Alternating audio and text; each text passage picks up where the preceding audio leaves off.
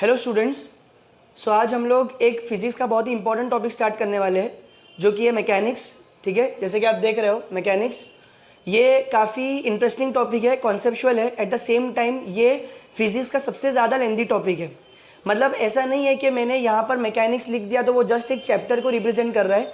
Rather mechanics जो है वो अपने आप में एक अलग टॉपिक है। ठीक है, एक पूरा अलग एक कैटेगरी है फिजिक्स का। जैसे हम लोग देखते हैं कि भाई मैकेनिक्स एक कैटेगरी है, ऑप्टिक्स एक कैटेगरी है, इलेक्ट्रिसिटी एक कैटेगरी है, मॉडर्न फिजिक्स एक कैटेगरी है, थर्मल फिजिक्स एक कैटेगरी है।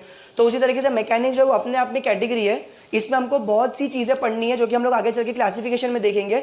बट अभी के लिए आप लोग सिर्फ ये ध्यान में रखो कि मैकेनिक्स वो एक चैप्टर नहीं है। ठीक है, अगर आप 11th स्टैंडर्ड के और 12th स्टैंडर्ड के अगर सारे टॉपिक्स को भी ऐड कर दो, ठीक है, तो तब आप देखोगे कि उन सारे टॉपिक्स को ऐड करने के बाद ऑलमोस्ट 35 to 40% जो है वो मैकेनिक्स का उसमें से वेटेज बनता है। तो इससे आपको पता चलता है कि ये टॉपिक कितना इंपॉर्टेंट है, बोर्ड पॉइंट ऑफ व्यू से भी और एंट्रेंस पॉइंट ऑफ व्यू से भी ये काफ़ी ज़्यादा इंपॉर्टेंट है। ठीक है, तो ये तो मैंने डिस्कस कर दिया कि भाई इसका इंपॉर्टेंस क्या है और इसका वेटेज वगैरह क्या है। अब हम लोग एक्चुअली इस चीज़ को शुरू करते हैं एक डेफिनेशन के साथ। ठीक है, तो मैंने यहाँ पर एक डेफिनेशन लिखा हूँ, पहले मैं डेफिनेशन पढ़ता हूँ। ये डेफिनेशन बोल रहा है कि it is the branch of science which deals with the application of force on a body and the effect of that force on that particular body। ठीक है, अब मैं आप लोगों को ये चीज़ बताना चाहता हूँ कि ये जो डेफिनेशन है आप लोगों को इसको लेकर एकदम रिजिड नहीं होना है कि जैसे सर ने ये डेफिनेशन बताया तो ये डेफिनेशन करेक्ट है। अगर आप मल्टीपल बुक्स उठाओगे ना तो आपको अलग अलग लैंग्वेजेस में अलग अलग डेफिनेशन मिलेंगे जो कि ऑथर्स ने वहाँ पर लिखे हुए हैं। ठीक है, इंपॉर्टेंट ये नहीं है कि कौन सा डेफिनेशन आप लेते हो। ठीक है, इंपॉर्टेंट ये कि जो भी आप डेफिनेशन पढ़ते हो तो उसमें से आप मीनिंग क्या एक्सट्रैक्ट कर रहे हो। ठीक है, और कोई भी आप डेफिनेशन पढ़ो, आप 10 डेफिनेशन पढ़ो, 15 डेफिनेशन पढ़ो, 5 डेफिनेशन पढ़ो, हर डेफिनेशन में से इंपॉर्टेंट ये कि आप मीनिंग क्या एक्सट्रैक्ट कर रहे हो। ठीक है, वो बहुत ज़्यादा इंपॉर्टेंट है। तो आपको कभी भी कोई भी डेफिनेशन आप पढ़ो तो आपको उसको लेके रिजिड नहीं होना है कि ये डेफिनेशन पढ़े तो यही सही है। ठीक है, तो ये क्या बोल रहा है कि it is a branch of science, ये एक साइंस की ऐसी ब्रांच है which deals with the application of force on a body. ठीक है, दैट मीन्स इतना तो पता चल गया कि मैकेनिक्स के अंदर थ्रू आउट द मैकेनिक्स हमको क्या स्टडी करना है कि हम किसी भी बॉडी के ऊपर फोर्स अप्लाई करेंगे। ठीक है, हम किसी भी बॉडी पे फोर्स अप्लाई करेंगे, बिना फोर्स के मैकेनिक्स पॉसिबल ही नहीं है। ठीक है, आपको क्या स्टडी करना है कि आपने किसी भी बॉडी पे फोर्स अप्लाई किया है। अब जाहिर सी बात है जब आप उस बॉडी पे फोर्स अप्लाई करोगे तो फोर्स कुछ ना कुछ इफेक्ट प्रोड्यूस करेगा। तो वो इस डेफिनेशन का सेकंड पार्ट बोल रहा है, वो बोल रहा है कि and the effect of that force on that body. ठीक है, जो भी आपने फोर्स लगाया उस बॉडी के ऊपर, अब वो फोर्स उस बॉडी पे क्या इफेक्ट प्रोड्यूस करेगा ये हम लोगों को स्टडी करना है। ठीक है, यानी सबसे पहले हमको क्या स्टडी करना है कि भाई हमने किसी भी बॉडी पे फोर्स लगाए, और सेकेंड थिंग हमको ये देखना है कि उस फोर्स को लगाने के बाद उस बॉडी में क्या इफेक्ट आए, क्या चेंजेस आए, ये हम लोगों को स्टडी करना है। ठीक है, अब जैसे कि आप यहाँ पे देखो मैंने अलग अलग डायग्राम्स बनाया हूँ, हम ये डेफिनेशन को इन डायग्राम्स की मदद से समझने की कोशिश करते हैं। ठीक है, ये आपका एक सरफेस है। ठीक है, इस सरफेस के ऊपर आपने एक ब्लॉक रखे, इस ब्लॉक के ऊपर आप इस साइड पे 10 न्यूटन का फोर्स लगा रहे हो और इस साइड पे भी आप 10 न्यूटन का फोर्स लगा रहे हो। तो आप लॉजिकली मुझको बताओ कि यहाँ पर ये जो 10 न्यूटन का फोर्स है क्या इफेक्ट प्रोड्यूस करेगा। अगर मैं आपसे पूछूं तो आप बोलोगे सर ये 10 न्यूटन यहाँ है, 10 न्यूटन यहाँ है, इसका मतलब है कि ब्लॉक कहीं पे मूव नहीं करेगा, ना ब्लॉक यहाँ जाएगा ना ब्लॉक यहाँ जाएगा। इंस्टेड ये ब्लॉक थोड़ा सा इलोंगेट हो जाएगा, थोड़ा सा खींच जाएगा ब्लॉक, बराबर इसकी लेंथ बढ़ जाएगी। ठीक है, तो ये इस केस में इस जो फोर्स है 10 न्यूटन का, ये 10 न्यूटन ने क्या इफेक्ट प्रोड्यूस किया, ये 10 न्यूटन ने इस पर्टिकुलर बॉडी को इलोंगेट कर दिया, इस बॉडी को स्ट्रेच कर दिया। ठीक है, अब हम लोग ये वाला एग्जांपल देखते हैं। इस एग्जांपल में भी सेम ब्लॉक है, हमने उसको सरफेस पे रखे, बट हम लोग यहाँ पे 10 न्यूटन का फोर्स ऐसे नहीं लगा रहे, रादर हम 10 न्यूटन का फोर्स ऐसे लग रहा है टुवर्ड्स द बॉडी। यहाँ पर जो फोर्स है वो है अवे फ्रॉम द बॉडी और यहाँ पर फोर्स है टुवर्ड्स द बॉडी। और क्योंकि दोनों साइड 10 न्यूटन है तो ना तो ये ब्लॉक यहाँ जाएगा और ना तो ये ब्लॉक वहाँ जाएगा, रादर ये 10 न्यूटन की फोर्स की वजह से ये ब्लॉक कंप्रेस हो जाएगा, कॉन्ट्रैक्ट हो जाएगा, इसका लेंथ जो है वो कम हो जाएगा। ठीक है, तो इस पर्टिकुलर केस में क्या इफेक्ट मिला, इफेक्ट ये था कि ब्लॉक की लेंथ कम हो गई। ठीक है, अब हम ये वाला केस देखते हैं। यहाँ पर आप देखो वही सेम सरफेस है, ये ब्लॉक है। ठीक है, यहाँ पर भी 10 न्यूटन का फोर्स है, बट अब मैंने क्या किया, ये साइड में ना इस लाइन ऑफ एक्शन में ये जो है ना, ये जो लाइन है, ये लाइन जिस लाइन के अलोंग फोर्स लगता है उसको हम लोग बोलते हैं लाइन ऑफ एक्शन। तो इस लाइन ऑफ एक्शन के साइड पे मैंने 10 न्यूटन नहीं लगाया, रादर मैंने ऊपर 10 न्यूटन लगाया। ठीक है, इस ब्लॉक की टॉप सरफेस पे 10 न्यूटन लगाया, सच दैट कि इस 10 न्यूटन और इस 10 न्यूटन के बीच का जो डिस्टेंस है वो d है। तो अभी आप देखो कि ये ब्लॉक है ना, क्योंकि दोनों का लाइन ऑफ एक्शन सेम नहीं है। ठीक है, इसका लाइन ऑफ एक्शन इधर है और इसका लाइन ऑफ एक्शन ऊपर है, तो ये ब्लॉक ना तो यहाँ जाएगा ना तो यहाँ जाएगा, रादर ये ना इस साइड में से घूम जाएगा, यानी कि इस पर्टिकुलर केस में इस फोर्स की टेंडेंसी क्या है, इस फोर्स की टेंडेंसी है बॉडी को रोटेट करवाने की, ठीक है, बॉडी को घुमाने की। अब हम लोग ये वाला केस देखते हैं बच्चों, इधर अगेन आपका सरफेस है, सेम ब्लॉक है, यहाँ से आप 10 न्यूटन का फोर्स लगा रहे हो, बट दिस टाइम आप यहाँ पे 5 न्यूटन का फोर्स लगा रहे हो, ठीक है। तो अब होगा क्या कि फोर्सेस तो वेक्टर्स होते हैं, राइट। तो यहाँ पर 10 न्यूटन का फोर्स ऐसा लगेगा, 5 न्यूटन का ऐसा लगेगा, लेकिन क्योंकि ये इक्वल नहीं है ना, यहाँ पे 10 नहीं है, यहाँ पे 5 है, तो जो नेट फोर्स होगा वो होगा 10 ये साइड, 5 ये साइड। तो ये दोनों फोर्स आपस में क्या करेंगे, माइनस कर देंगे, 10 माइनस 5, यानी कि 5 न्यूटन का एक रिजल्टेंट फोर्स लगेगा, ठीक है। और वो रिजल्टेंट फोर्स किस डायरेक्शन में होगा बच्चों, वो रिजल्टेंट फोर्स इस डायरेक्शन में होगा। क्यों, क्योंकि 10 यहाँ पे ज्यादा है ना और 5 यहाँ पे कम है, तो 10 माइनस 5 का जो रिजल्टेंट होगा वो इस डायरेक्शन में लगेगा।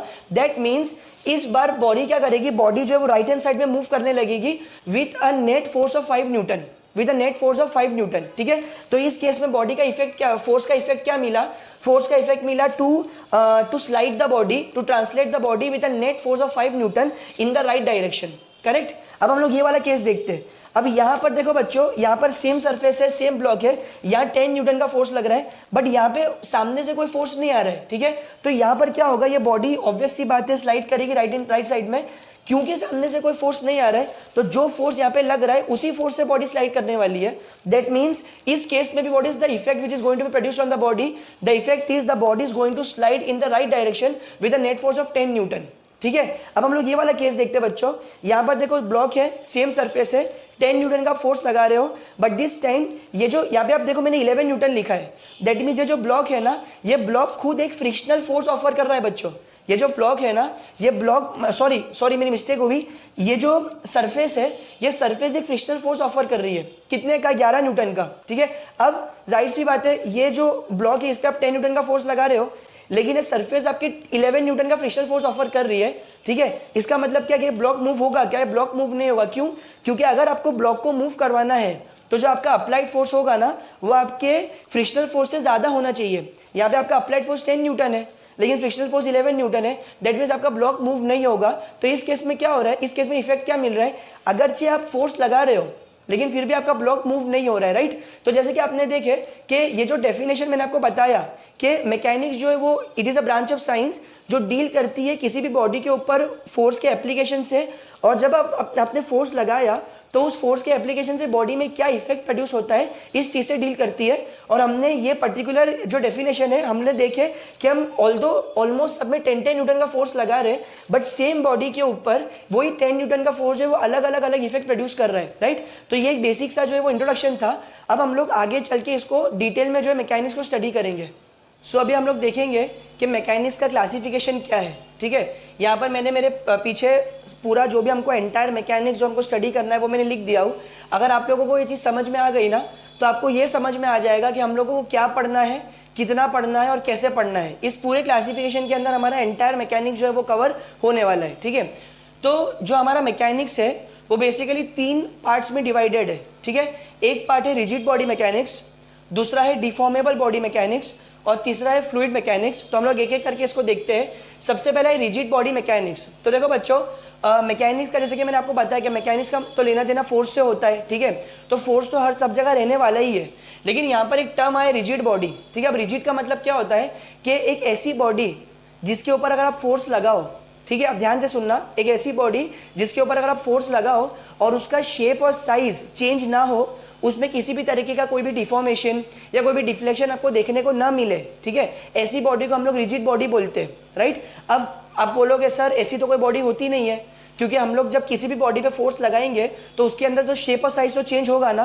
तो यस बच्चों, आप लोग बिल्कुल करेक्ट हो, ऐसी कोई भी बॉडी रिजिड नहीं होती है। यूनिवर्स में कोई भी परफेक्टली रिजिड बॉडी नहीं होती है, लेकिन हम लोग थ्योरेटिकली या उसको हमारे एनालिसिस के लिए सिंप्लीफाई करने के लिए हम लोग ऐसी बॉडीज को रिजिड कंसीडर करते हैं, बट वो बॉडी रिजिड होती नहीं है, ठीक है। तो इस पर्टिकुलर कैटेगरी के अंदर या इस पर्टिकुलर पार्ट में आप उन बॉडीज के साथ डील करोगे जिसके ऊपर आप फोर्स तो लगाओगे, लेकिन आपको किसी भी तरीके का जो है वो डिफॉर्मेशन या डिफ्लेक्शन देखने को नहीं मिलेगा, ठीक है। अब ये जो रिजिड बॉडी मैकेनिक्स है ये 2 पार्ट्स में डिवाइडेड है। एक तो है स्टैटिक्स, एक है स्टैटिक्स और दूसरा है डायनेमिक्स। अब स्टैटिक्स का मतलब होता है एट रेस्ट, यानी रुका हुआ, और डायनेमिक्स का मतलब होता है इन मोशन, यानी कि जो चीज़ चल रही है, ठीक है। दैट मीन्स आपको स्टैटिक्स के अंदर ऐसी बॉडीज के साथ डील करना पड़ेगा जिन पे फोर्सेस लग रहे बट वो मूव नहीं कर रही, ठीक है। उसके बाद डायनेमिक्स में आपको ऐसी बॉडीज का डील करना पड़ेगा जो कि ऑब्वियसली मोशन में है, जैसे कार वगैरह हो गई, ठीक है, बाइक हो गई आपकी, या फिर कोई भी ऐसा पर्सन जो मतलब कोई भी ऐसी चीज़ जो मोशन में है, तो वो डायनेमिक्स की कैटेगरी में आएगी, ठीक है। अब ये डायनेमिक्स जो है फर्दर दो पार्ट्स में डिवाइडेड है, एक पार्ट है काइनेमेटिक्स और एक है काइनेटिक्स, ठीक है। एक पार्ट है काइनेमेटिक्स और एक है काइनेटिक्स। अब काइनेमेटिक्स जो है ये दोनों ही डायनेमिक्स में आता है, मतलब दोनों ही मोशन में आता है, लेकिन काइनेमेटिक्स जो है वो ऐसी मतलब ऐसे पार्ट से डील करता है जहां पर हमको फोर्सेस कंसीडर नहीं करने बच्चों, इसलिए मैंने यहाँ पे लिखा विदाउट फोर्सेस, ठीक है। यानी हम लोग सब कुछ डील करेंगे, हम लोग डिस्प्लेसमेंट, वेलोसिटी, एक्सेलरेशन, हर चीज़ के साथ डील करने वाले हैं, लेकिन हम लोग काइनेमेटिक्स में आप देखोगे, जब मैं आपको काइनेमेटिक्स पढ़ाऊंगा तो कहीं पे भी फोर्सेस का जिक्र नहीं होगा, ठीक है, कहीं पे भी फोर्सेस का जिक्र नहीं होगा। तो इसके अगर मैं आपको एग्जांपल्स दूं कि हमको क्या पढ़ना है, तो जैसे आपने स्कूल में इक्वेशन अगर आपको याद हो कि जो काइनेमेटिकल इक्वेशंस थे, जैसे कि v is equal to u plus a t, s is equal to u t plus half a t square, और v square is equal to u square plus 2as, ऐसे टाइप के जो equations मतलब जो problem हो गए, या फिर प्रोजेक्टाइल मोशन की अगर आप बात करो, या इसी तरीके से कर्वीलिनियर मोशन की बात करो, या फिर अगर मान लो आपका कोई बॉडी है जो कि फ्री फॉलिंग बॉडी है, जिसको आपने जस्ट ऐसी रिलीज कर दी है, जो अंडर ग्रेविटी फॉल हो रही है, तो ये सारी चीज़ें जो है ना वो काइनेमेटिक्स के अंदर हम लोग पढ़ने वाले, ठीक है।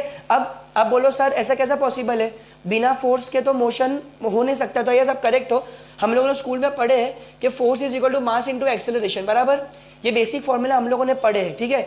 यानी अगर किसी भी बॉडी के पास मास है और अगर वो बॉडी एक्सेलरेट कर रही है, मतलब उसके ऊपर फोर्स तो लगेगा, ठीक है, और जाहिर सी बात है एक्सेलरेट कर रही है मतलब वो बॉडी मूव कर रही है, ठीक है। तो कोई भी बॉडी अगर मूव कर रही है तो वहाँ पे फोर्सेस होगा, ठीक है, बिना फोर्सेस के मूवमेंट पॉसिबल ही नहीं है, लेकिन हम लोग इस काइनेमेटिक्स में फोर्सेस को कंसीडर नहीं करते, ठीक है। मैं अगर आपको बोल रहा हूँ हम लोग फोर्सेस कंसीडर नहीं करते, फोर्सेस कंसीडर नहीं करने का मतलब ये नहीं है कि यहाँ पे फोर्सेस है नहीं, फोर्सेस वहाँ पर है, लेकिन हम लोग हमारे एनालिसिस में फोर्सेस कंसीडर नहीं करते, फोर्सेस को छोड़ के हम लोग सब कुछ कंसीडर करते हैं, ठीक है। डिस्प्लेसमेंट, वेलोसिटी, जैसे कि मैंने आपको बताया, हम लोग हर चीज़ कंसीडर करते हैं। अब ये सारी चीज़ के साथ साथ, यानी कि डिस्प्लेसमेंट, वेलोसिटी, एक्सेलरेशन, जर्क, ये सारी चीज़ के साथ साथ अगर आप फोर्सेस को भी कंसीडर करने लगो तो फिर वो पार्ट आपका काइनेटिक्स में आ जाएगा, ठीक है। इसलिए मैंने यहाँ पे लिखा हूँ काइनेटिक्स विद फोर्सेस, हम लोग को यहाँ पे फोर्सेस की स्टडी भी करनी पड़ेगी। तो इस पार्ट के अंदर हमको जो चीज़ स्टडी करनी है वो है हमारा डी-अलेम्बर्ट्स प्रिंसिपल और वर्क एनर्जी प्रिंसिपल। इसी तरीके से हमारा जो इम्पल्स मोमेंटम इक्वेशन होगा, लीनियर मोमेंटम का कंजर्वेशन, ये सारी चीज़ें हम लोगों को काइनेटिक्स के अंदर स्टडी करनी है, और ये दोनों कलेक्टिवली मिलके जो है डायनेमिक्स के अंदर आता है। तो ये पूरा जो पार्ट है ये आप लोगों को रिजिड बॉडी मैकेनिक्स के अंदर जो है वो स्टडी करना है। अब उसके बाद हम लोग हमारी नेक्स्ट पार्ट पे जाते हैं जो कि है डीफॉर्मेबल बॉडी मैकेनिक्स। अगेन बच्चों इसका नाम मैकेनिक्स आ रहा है, मतलब इसमें फोर्सेस तो रहने वाले, बट दिस टाइम आपकी बॉडी कैसी होगी, आपकी बॉडी होगी डीफॉर्मेबल। दैट मीन्स व्हाट, कि अगर आप उस बॉडी पे फोर्स लगाओगे ना तो आपको उस बॉडी के अंदर डिफ्लेक्शंस देखने को मिलेंगे, आपको उस बॉडी में डिफॉर्मेशंस देखने को मिलेंगे। उस बॉडी का जो शेप और साइज होगा ना under the application of force वो चेंज होने वाला है, ठीक है। जैसे यहाँ पे कैसे रिजिड था, यहाँ चेंज नहीं हो रहा था, बट यहाँ पे वैसा नहीं होगा, यहाँ पे आपको डिफ्लेक्शंस देखने को मिलेंगे, ठीक है। और यही वो मैकेनिक्स है जो कि एक्चुअल में हम लोग देखते हैं, ठीक है। बट ऑब्वियसली ये पढ़ने से पहले ये पढ़ना जरूरी है, क्योंकि ये पढ़ेंगे तो ही हमारे लिए ये चीज़ थोड़ी सी सिंप्लीफाई हो जाएगी। अब इसी का एक और नाम है जिसको हम लोग स्ट्रेंथ ऑफ मटेरियल्स बोलते हैं, और ये नाम काफ़ी रेलेवेंट भी है, मतलब समझ में भी आ रहा है। जैसे मैं आपको अगर एग्जांपल दूं कि ये आपके पास एक रॉड है, ठीक है, और ये रॉड में आपने इस तरीके से दोनों साइड पे इक्वल अमाउंट ऑफ फोर्स लगाए। अब अगर मैं आपको पूछूं कि जो फोर्स है इस रॉड पे क्या इफेक्ट प्रोड्यूस करेंगे, तो आप बोलोगे सर ये रॉड को जो है वो खींच देंगे, ठीक है। बट क्या ऐसे होगा कि ये रॉड कंटिन्यूसली खींचती चली जाएगी? जैसे अगर मैं फोर्स को बढ़ाते रहूँ तो क्या ये रॉड कंटिन्यूसली खींचती जाएगी? ऐसा तो नहीं होगा।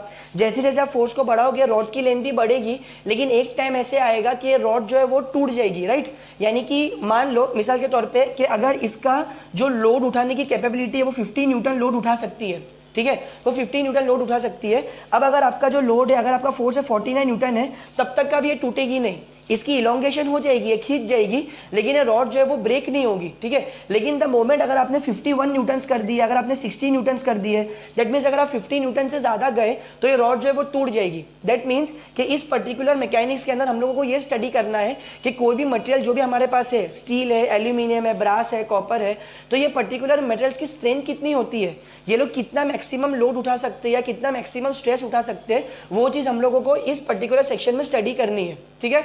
और जो लास्ट पार्ट है वो है हमारा फ्लूइड मैकेनिक्स। तो बच्चों हम लोगों को है ना एक बेसिक सा बोलते हैं ना मिसकंसेप्शन होता है कि जब हम बोलेंगे भाई फ्लूइड क्या होता है तो बहुत से बच्चे बोलेंगे कि सर फ्लूइड तो लिक्विड होता है, लेकिन ऐसा ज़रूरी तो नहीं है।